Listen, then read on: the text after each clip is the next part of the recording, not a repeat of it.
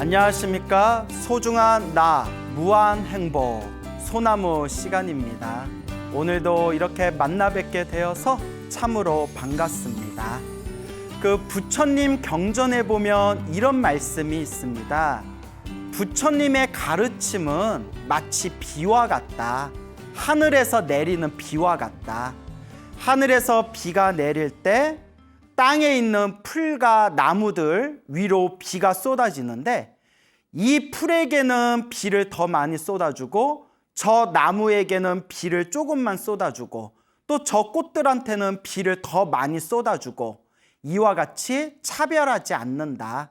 부처님의 가르침은 하늘에 내리는 비와 같아서 똑같이 빗줄기가 쏟아지는데 그 부처님의 진리의 비를 얼만큼 흠뻑 그것을 받아들이냐, 그것은 바로 자신들의 몫이다라는 그런 말씀이 있습니다.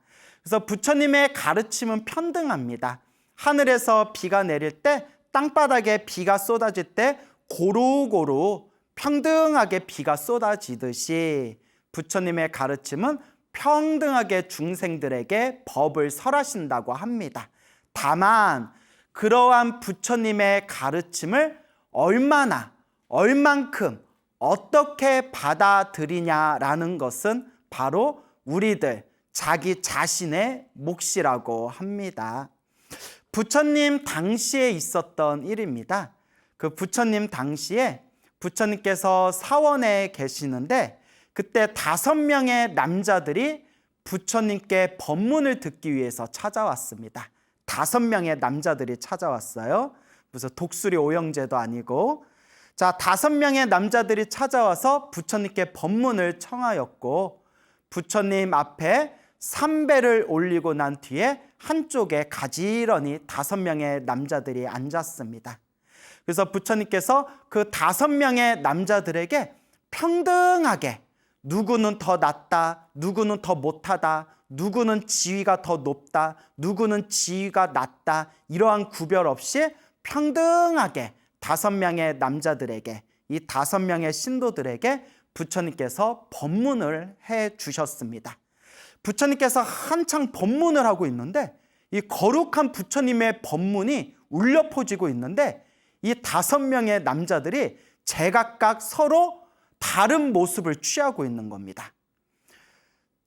남자 한 명은 부처님 앞에서 계속 꾸벅꾸벅 이렇게 잠을 자고 있었고, 한 명은 잠을 자고 있었고, 또 옆에 있는 한 명은 자꾸 손가락으로 이렇게 땅을 파더랍니다. 부처님께서 법문하고 있는데 이렇게 손가락으로 땅을 자꾸 파면서 딴짓을 하고 있고, 그리고 또 3번째 남자는 나무에 가가지고 나무를 막 흔들고 있는 겁니다.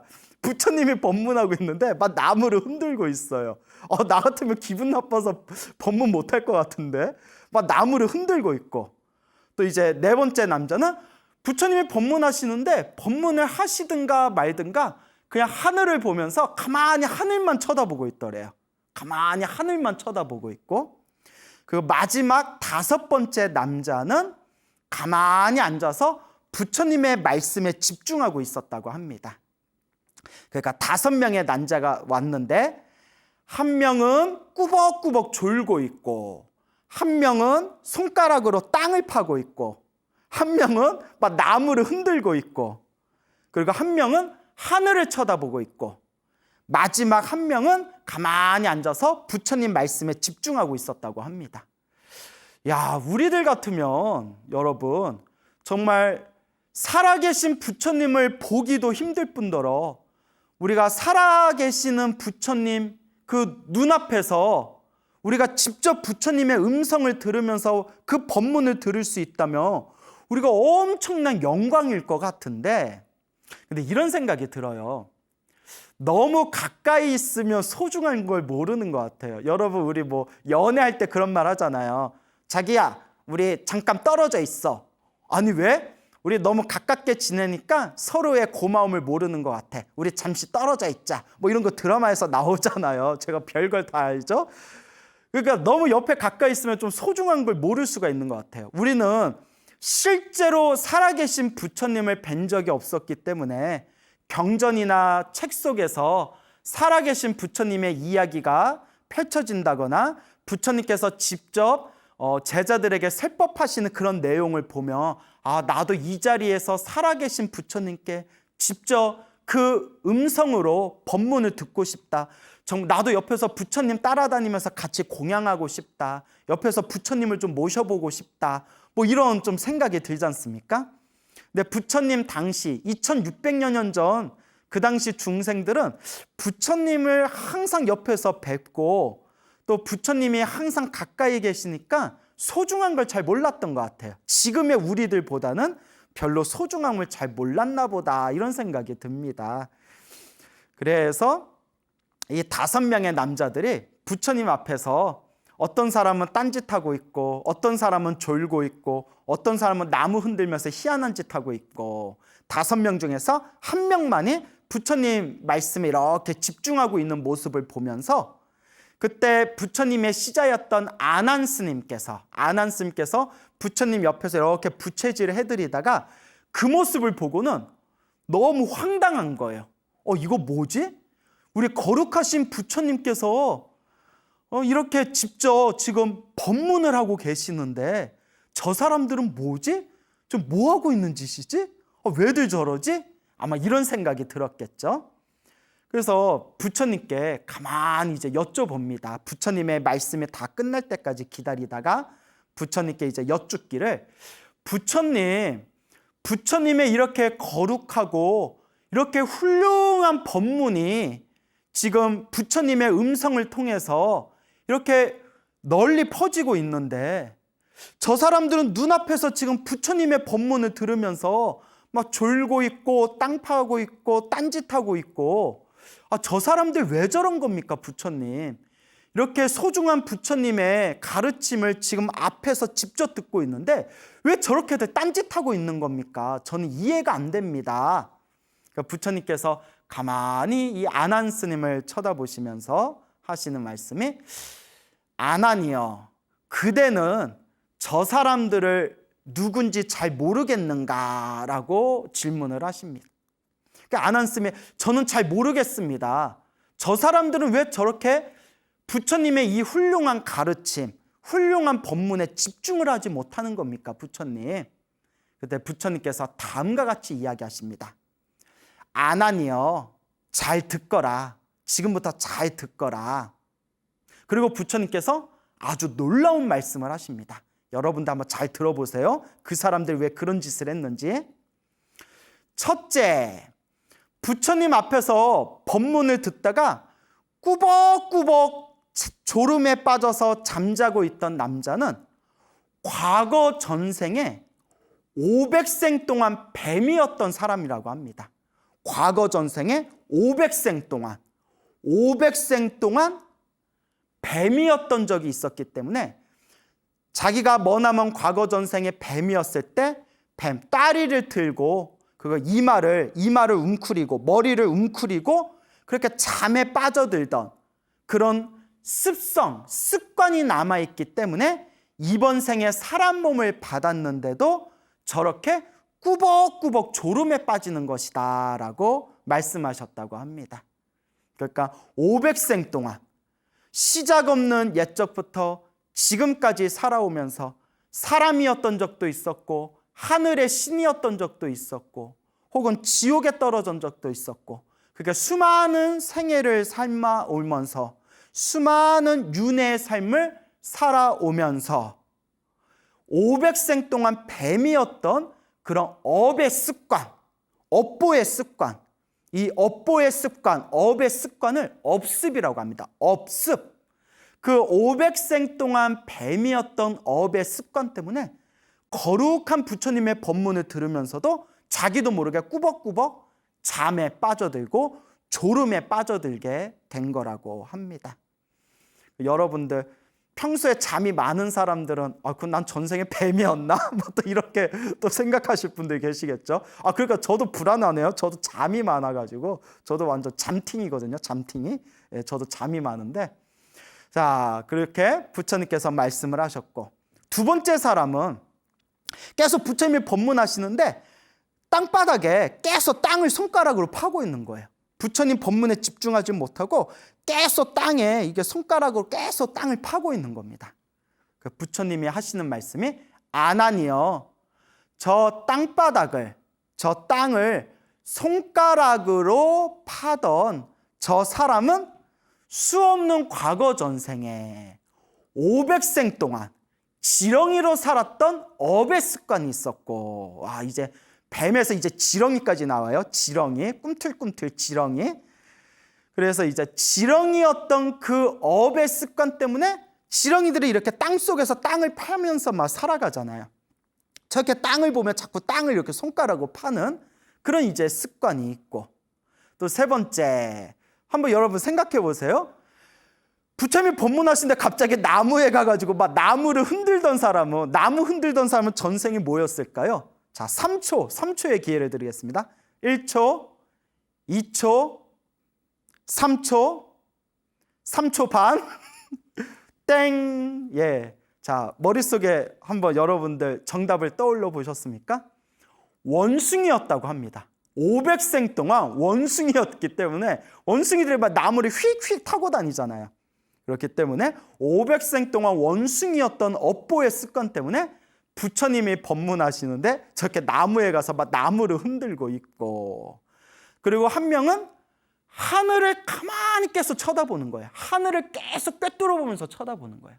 계속 하늘을 쳐다보고 있는 겁니다.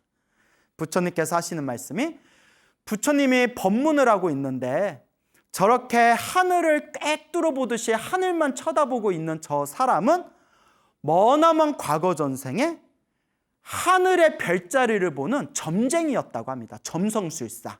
하늘의 별자리를 보고 점을 치는 점성술사였기 때문에 평생 동안 하늘의 별자리를 보면서 점을 쳤던 그 업보의 습관이 남아있기 때문에 부처님께서 법문하시는데도 집중하지 못하고 이제 하늘에 계속 하늘만 계속 뚫어지게 쳐다보고 있는 거라고 합니다.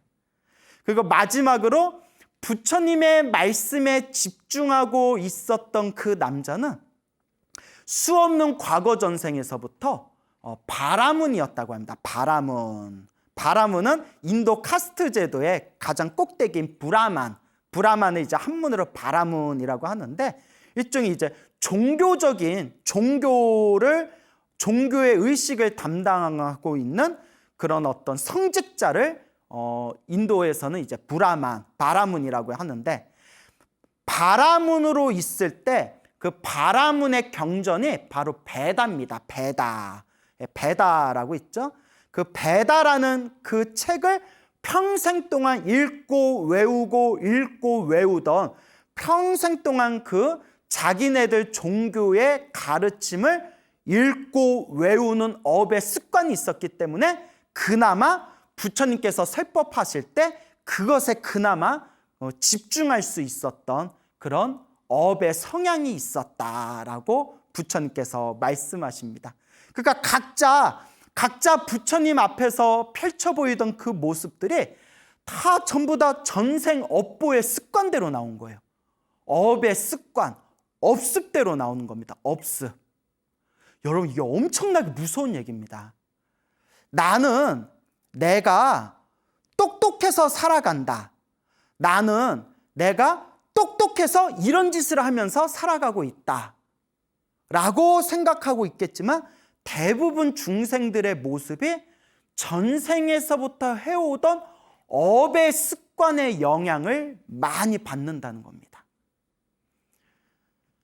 부처님께서 법문을 하실 때, 부처님께서 법문을 설하시는 그 순간에 부처님의 법문을 통해서 부처님의 어떤 신통의 힘이 펼쳐졌겠죠.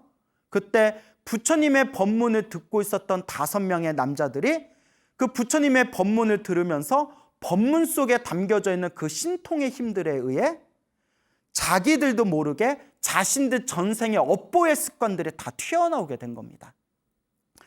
그래서 부처님이 법문을 하시는데 계속 졸고 있던 사람은 전생에 뱀으로 살았던 업의 습관이 너무 강했기 때문에 꾸벅꾸벅 졸고 있고, 그리고 부처님이 법문하고 계시는데 부처님 앞에서 손가락으로 계속 땅을 파고 있던 그 사람은 머나먼 과거 전생에서부터 지렁이로 살았던 업의 습관이 너무나 강했기 때문에 계속 손가락으로 땅을 파고 있고, 나무를 흔들고 있던 사람은 아무리 그래도 부채비 법문하는데 그 나무에 가서 나무 흔드는 거는 참 희한한 일이에요.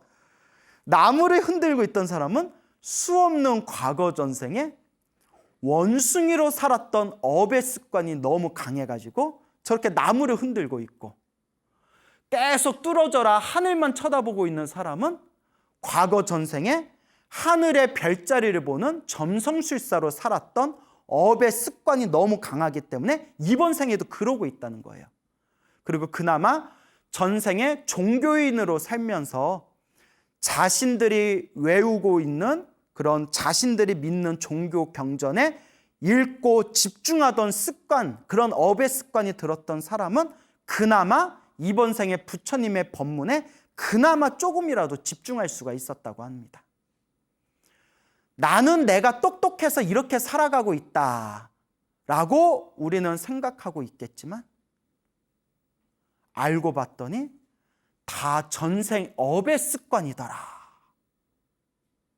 너무 소름 끼치지 않습니까? 그러니까 저도 불현듯 그런 생각이 듭니다.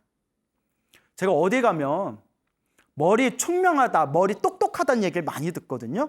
제 입으로 얘기하니까 굉장히 민망하네요. 근데 이제 제 말이 아니라 주변의 스님이나 이렇게 어른 스님들이 저보고 야 광우야 넌 좀 총명하다 이런 얘기를 많이 들었거든요. 근데 제가 학교 다닐 때는 정말 공부를 못했어요. 공부를 안 했고 관심도 없었고 또 공부를 못했어요. 실제로 아주 못했습니다. 얼마나 못했냐면 여러분들이 무엇을 상상하든 그 이하로 못했어요. 창피해서 내 입으로 얘기할 수가 없을 정도예요. 그래서 아무 미련 없이, 어린 나이에 아무 미련 없이 출가할 수가 있었거든요.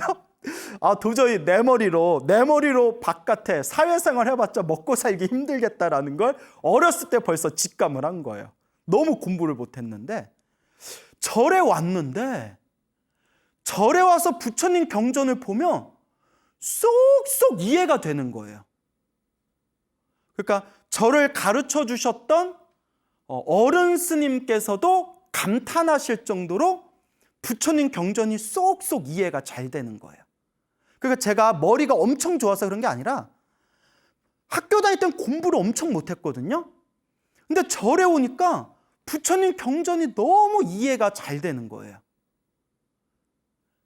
전생에도 스님이었거나 전생에도 불교 공부를 했기 때문에 그 업의 습관이 있어서, 전생에서도 불법을 공부했던 업의 습관이 있어서 어린 나이에 그냥 아무렇지도 않게 자연스럽게 머리 깎고 출가할 수가 있었고, 머리 깎고 출가하면서 부처님의 경전을 공부하면서 빨리빨리 이해되어질 수 있는 그런 전생에서 넘어온 저만의 아마 업의 습관이 있었던 것 같아요. 물론 이제 좋은 것만 있는 건 아니에요. 좋은 것만 있는 거 아니에요. 잠도 많고, 체력도 좀 약하고, 그리고 뭐 밥도 더럽게 많이 먹고, 뭐 하여튼 이렇게 또 저만의 단점들이 있거든요.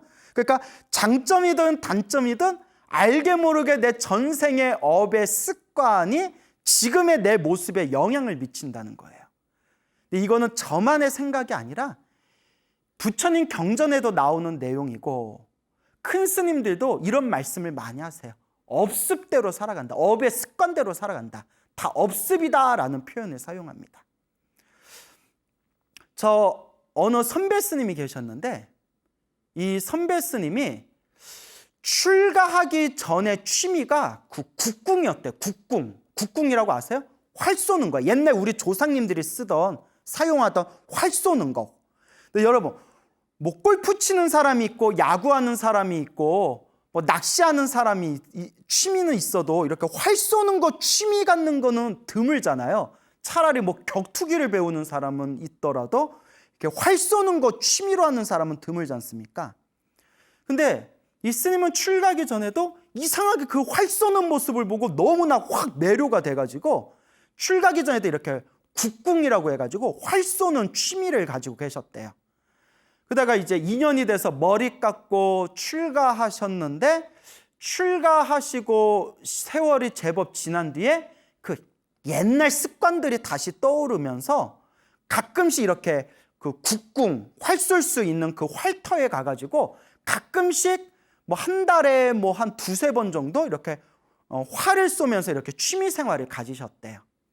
그래서 이렇게 활 쏘는 취미를 갖고 있던 스님이 활을 손에서 완전히 놓게 된 그런 인연이 있었답니다.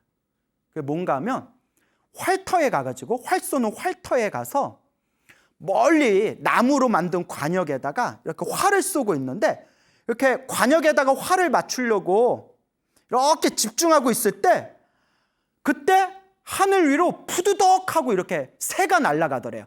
새가 날아가는 순간 자기도 모르게 새를 향해서 활을 딱 쏠 뻔했대요.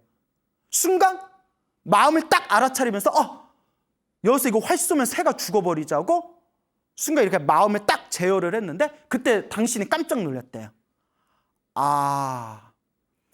내가 머리 깎고 내가 출가 수행을 한 지 몇 년이 지났는데 새가 날아가는 걸 보고 나도 모르게 새를 향해서 활을 쏘려고 했던 살심이 일어났구나. 살생의 마음, 살심, 이 살심이 일어났구나. 엄청나게 그 수행자로서, 스님으로서 너무 부끄러운 생각이 들어서 그날 이후로 활을 완전히 버리셨대요. 그러면서 그 스님이 하시는 말씀이, 당신이 아마 전생에 활을 쏘던 무장이었을 거다, 활 쏘던 무사였을 거다라는 생각이 들더래요. 당신이. 그러니까 이것도 자기도 모르게 전생의 업의 습관이었던 거예요. 업의 습관. 실제로 스님들 중에서도 사실 스님이 되면 이제 머리 깎고 출가하면 이제 세속에 있는 모든 그런 잡된 취미들을 다 놓아야 되지 않습니까? 근데 희한하게 스님들 중에서도 무술을 좋아하는 스님들이 있어요. 이렇게 무술 같은 거, 뭐 태극권, 뭐 팔괘장, 영춘권, 뭐 이렇게 무술 좋아하는 스님이 있고, 실제 뭐 당랑권 같은 거, 또 제가 저거 친한 스님 중에 정말 당랑권 고수가 있거든요. 옆에서 하는 거 봤는데 무섭더라고요. 싸우면 제가 지겠더라고요. 예. 그런데 이제 그런 스님들, 무술을 좋아하는 스님들 보면 이제 우리 친한 스님들이 우스갯 삼아서 전생에 소림사 중이었나 보다, 야, 막 이러면서 이렇게 해서 장난도 치고. 근데 그것도 이제 업의 습관이라는 거예요. 왜 저 스님은 유독 저렇게 무술을 좋아할까? 그러니까 이것도 무언가 전생의 무사였던, 전생의 무술가였던 업의 습관이 오래도록 남아있어서일 수도 있어요. 지금 살아가는 우리의 그 모습을 가만히 살펴보면 알게 모르게 전생에 내가 지었던 업의 습관의 그 그림자들, 업의 습관의 영향을 받아서 지금 살아가고 있는 것은 아닌가. 자기 자신을 진지하게 살펴보고 알아차려야 됩니다. 조금만 이 이야기를 확장해 보면, 어떤 중생은, 어떤 사람은 정말 법 없이도 살 사람이 있고, 정말 착하고 사람들한테 그냥 험한 말 한마디 못하고 나쁜 말 한마디 못하고 정말 마음이 온순하고 착하신 분들이 있는가 보면, 정말 어떤 분들 중에서는 막 뉴스 같은 데 보면 많이 나오잖아요. 입에 담기도 힘들 정도로 흉악하거나 정말 막 이기적이고 막 못된 사람들, 그런 사람들이 있더라고요. 그 뉴스에 보면 막 갑질 사건 있잖아요. 막 갑질 사건, 막 사람들 막 때리고, 사람들 막 해치고, 막 사기치고, 자신의 욕망만을 추구하는 사람들. 그런 것도 업의 습관이 아닐까라는 생각이 듭니다. 이 업의 습관을 바꾸어 나갈 수 있는 것, 지금 이 순간 내 마음을 알아차리고 나쁜 업의 습관에서 점점 더 좋은 업의 습관으로 바꾸어 나간다는 것, 그게 바로 불교의 수행입니다.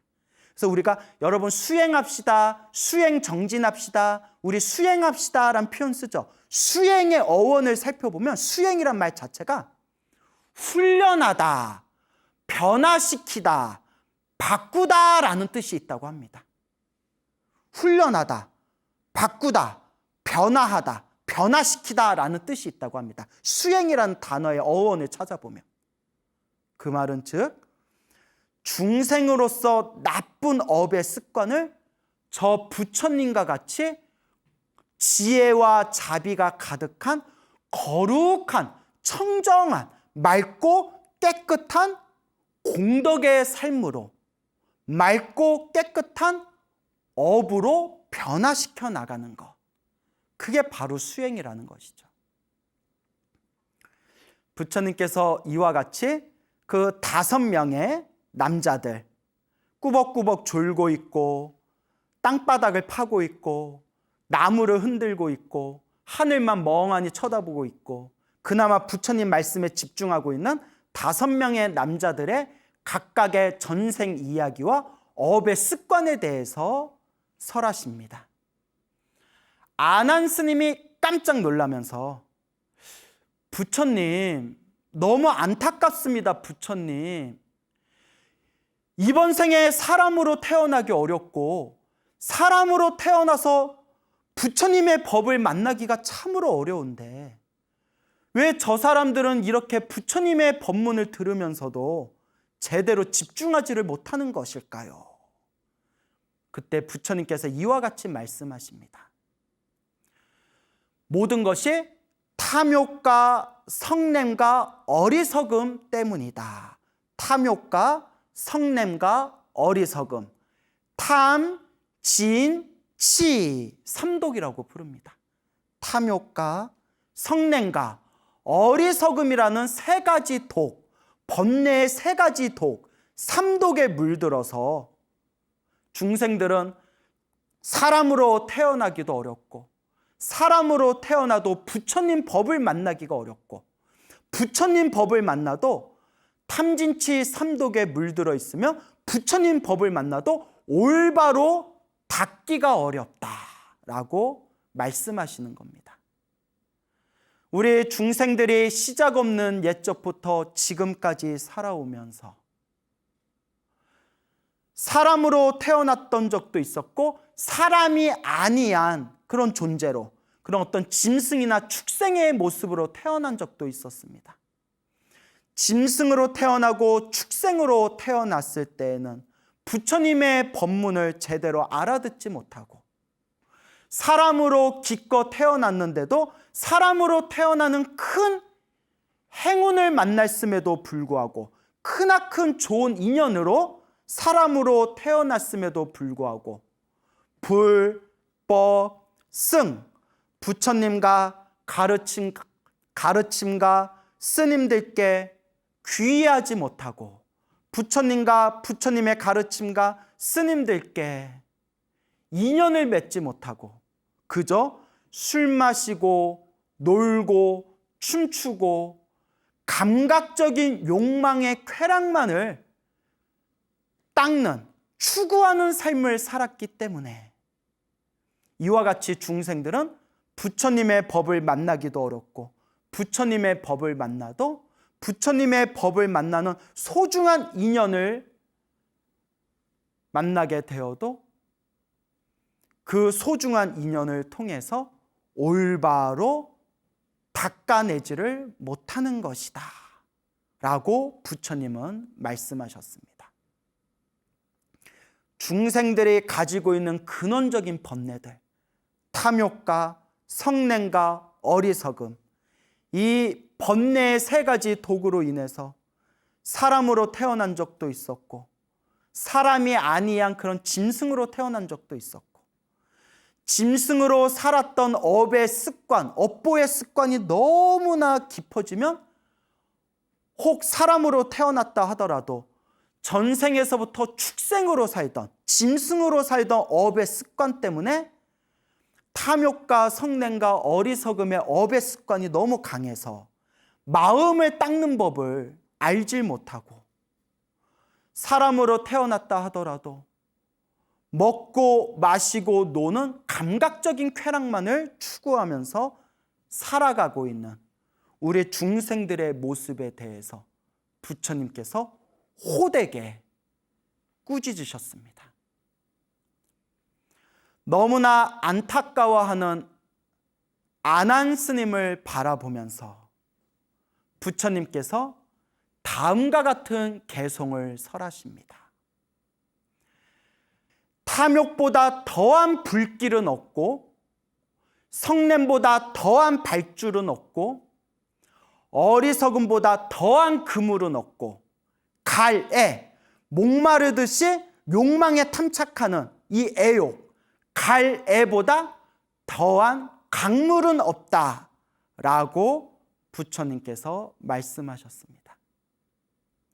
이와 같이 부처님께서 우리 중생들이 가지고 있는 탐욕과 이 성냄과 이 어리석음, 그리고 막 목마르듯이 끊임없이 그 탐착하고 애욕하는 그 갈래라는 그 집착에 대해서 이것들이야말로 우리 중생들을 괴로움의 길로 이끄는 근원적인 번뇌들, 근원적으로 우리 중생들을 고통의 길로 몰아넣고 생사윤회에서 벗어나지 못하게끔 만드는 진정한 원수들이다, 진정한 적들이다라고 부처님께서 말씀하셨습니다. 우리가 사람으로 태어나기가 어렵고 불법을 만나기가 어렵습니다. 근데 우리 주변에 보면 부처님의 법을 만나서 너무나 부처님의 가르침이 소중하고 너무나 부처님의 가르침이 좋아서 정말 마음으로 부처님의 법을 잘 닦는 불자들이 있는가 하면, 혹은 부처님의 가르침을 가르쳐줘도 비웃고 비방하고 손가락질하고 욕을 하면서 오히려 부처님의 법을 짓밟는 사람들이 있습니다. 이것도 저마다 업보의 습관이겠죠. 전생에서부터 착한 뿌리를 많이 짓고 성근을 많이 심은 사람들은 이번 생에 부처님의 법을 만났을 때 바로 부처님의 그 소중한 가르침에 마음을 열고 부처님과 가르침과 스님들, 불법승 삼보에 귀의하는 사람들이 있는가 하면, 수많은 과거 전생에서부터 탐욕과 성냄과 어리석음, 수많은 욕망과 번뇌에 물들어 있었던 사람들은, 또한 착한 뿌리를 심지 못했던 사람들은 자신들의 그 혼탁한 업보의 습관에 의해서 부처님의 법을 만나도 오히려 부처님의 법을 비방하고 비난하고 손가락질하고 욕하게 되는 것입니다. 그리고 너무나 또 업장이 두꺼운 중생은 부처님의 법을 만나고 불자가 되었는데도, 절에 다니면서 마음을 수행하는 불자가 되었는데도 오히려 그 업보, 무거운 업보의 습관 때문에 몸으로 복을 까먹고 입으로 복을 까먹고, 절에 다니면서 복과 선업과 공덕을 쌓아야 되는데 오히려 공덕을 무너뜨리는 그런 마구니 같은 불자들도 있습니다. 정말 안타깝고 안타까운 일이 아닐 수가 없습니다. 근데 이 모든 것들이 가만히 살펴보면 업보의 습관이라는 겁니다. 업보의 습관. 그 어떤 선배 스님이 이야기해 주신 건데요. 그 선배 스님이 이제 너무 자세히 얘기하면 좀 그렇고요. 요 지방에 이제 이름만 대면 알만한 지방에 이렇게 계시는데, 이제 좀 불심이 강하기로 유명한 지방입니다. 그 지방에 이제 주지로 계셨는데, 그 지방에 있는 사찰에 주지로 계실 때 그 신도 대 6명이 있었답니다. 항상 같이 우르르 이렇게 그룹처럼 몰려다니는 신도 대 6명이 있었는데, 이 대 6명의 신도 그룹이 자기네들끼리 이렇게 이제 패를 지어가지고 여기저기 이제 그 지방의 절을 다니는데, 처음 보면 그렇게 기도도 열심히 하고 봉사도 열심히 하고 그렇게 공양도 잘 올린대요.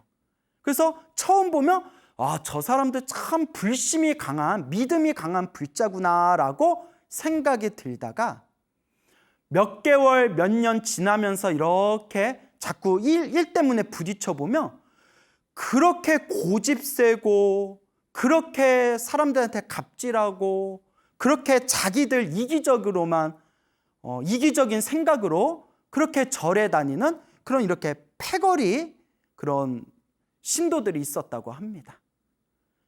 근데 이분들의 가장 큰 문제가 뭐냐면 자꾸 이렇게 자기들이 그 사찰의 중심이 되려고 하고 그리고 자기 편을 안 들어주면, 자기들 편을 안 들어주면 그렇게 주변에 이간질을 시켜가지고 사찰의 분위기를 무너뜨린다는 거예요.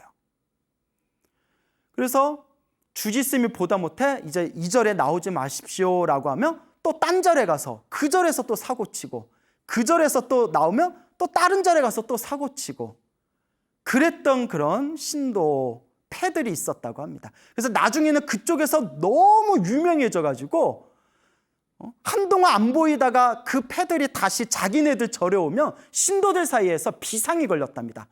저 사람들 또 왔어 하고 비상이 걸렸대요. 근데 여러분 여기서 중요한 게 있습니다. 정말 무서운 거는 그렇게 주변의 스님들이나 그렇게 주변에 신도들이 그러지 말아라 라고 아무리 좋게 이야기해줘도 자기들 잘못을 모른대요. 자기들 잘못을 절대 모른대요. 그런 옛적 이야기를 선배 스님이 해주면서 그것도 업습이다. 업의 습관이다. 전생에 어떤 삶을 살아왔길래 저렇게 뼛속까지 저런 나쁜 업의 습관이 들었을까라고 그렇게 안타까워 하시던 선배 스님의 말씀이 떠오릅니다. 근데 여러분 중요한 게 있어요.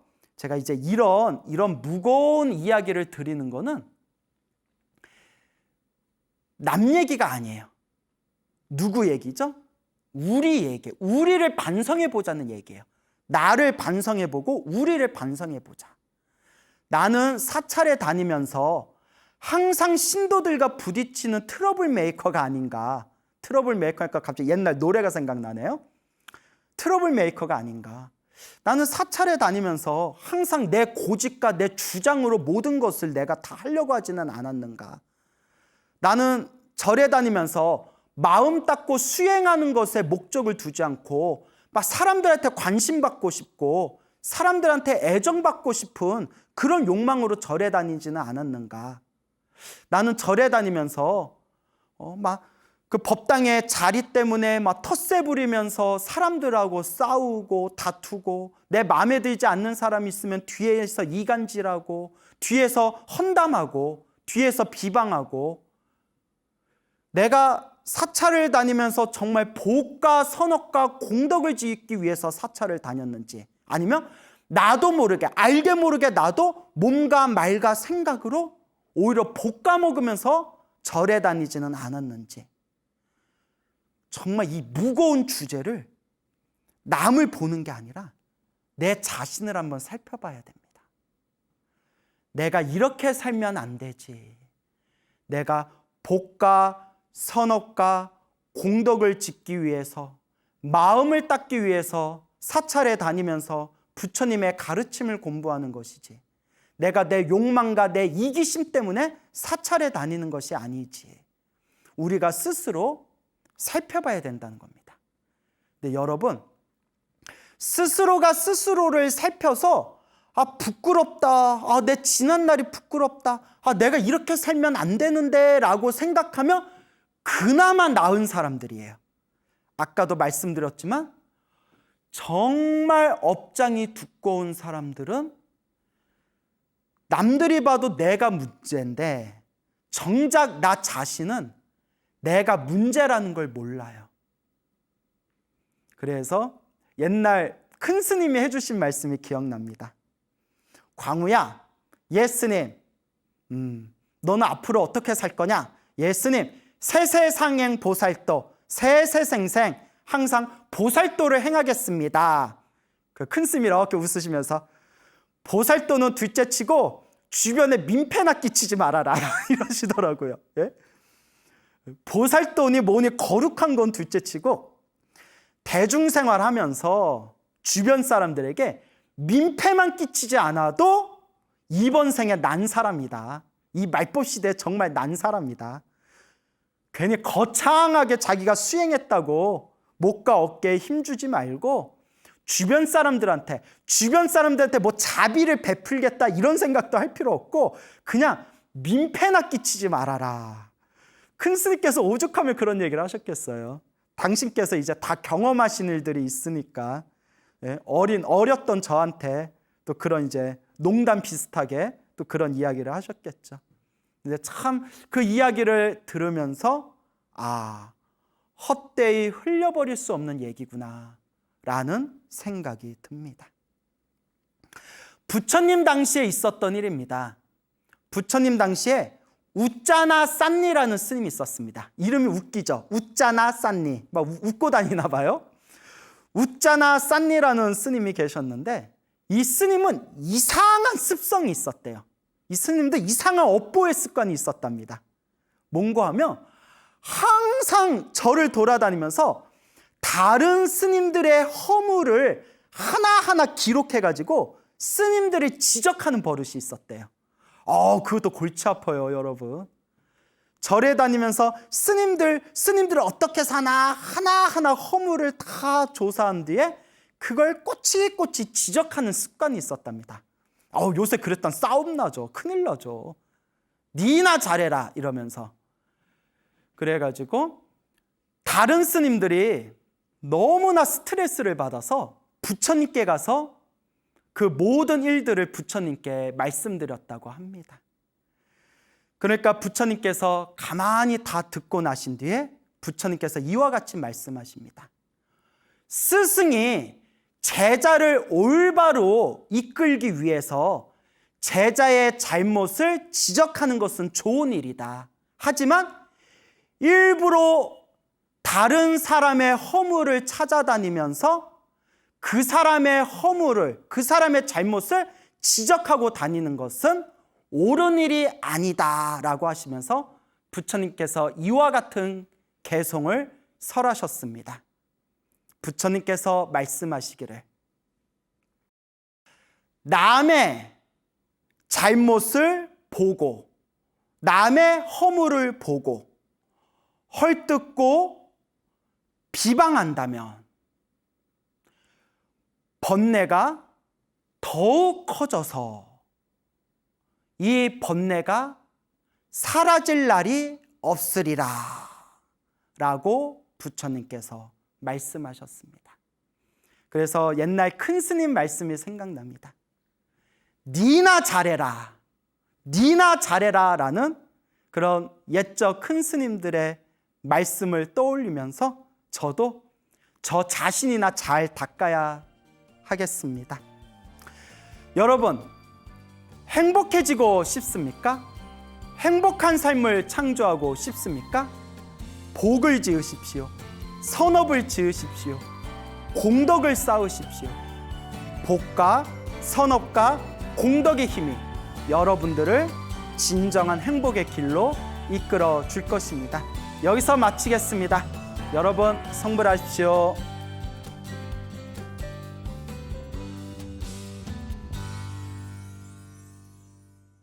ARS에 동참하신 분들 중 추첨을 통해 황제바이오에서 황제 동충하초 엑기스, 황제 버섯 감로스를 드립니다. 사찰로 들어서면 마음이 포근해집니다. 힘들었던 기억은 내려놓고 나를 찾는 시간을 가져봅니다. 나를 위한 행복여행 템플스테이로 당신을 초대합니다.